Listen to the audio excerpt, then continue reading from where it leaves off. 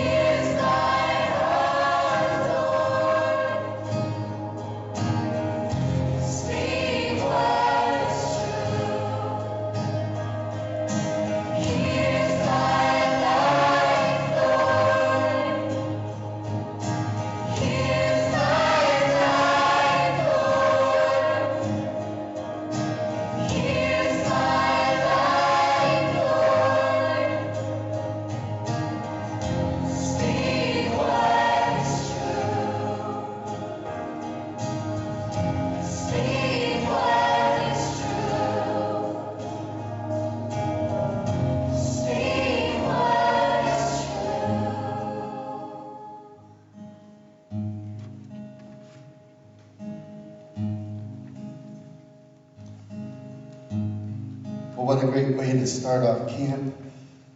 Thanks for hanging in there with us when the breaker blew a bunch of stuff out.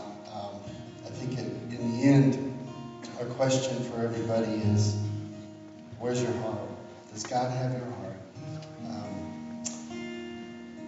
That's all He's ever aiming for. If He has our heart, then He can steer and direct our lives, and He can help us as we journey down this road.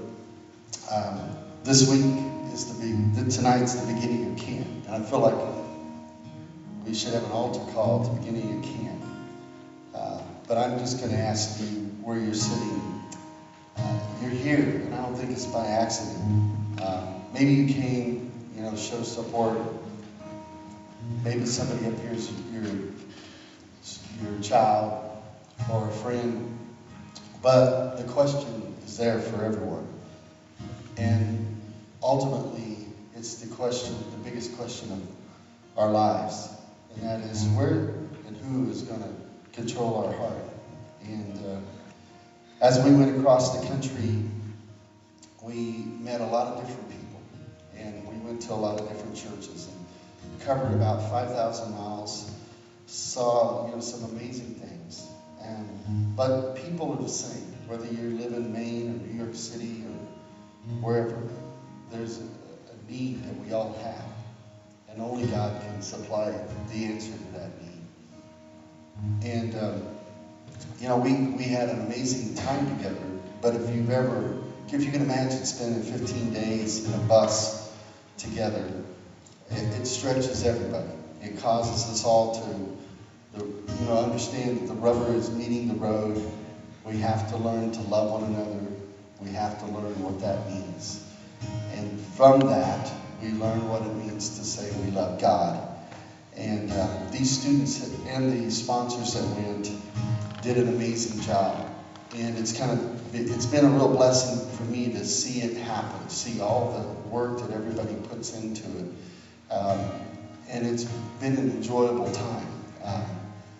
It's been healing for me as my mom passed in this last year, and kind of inspired the grandma in the story. And each night, you just kind of relive her life and her inspiration for so many people.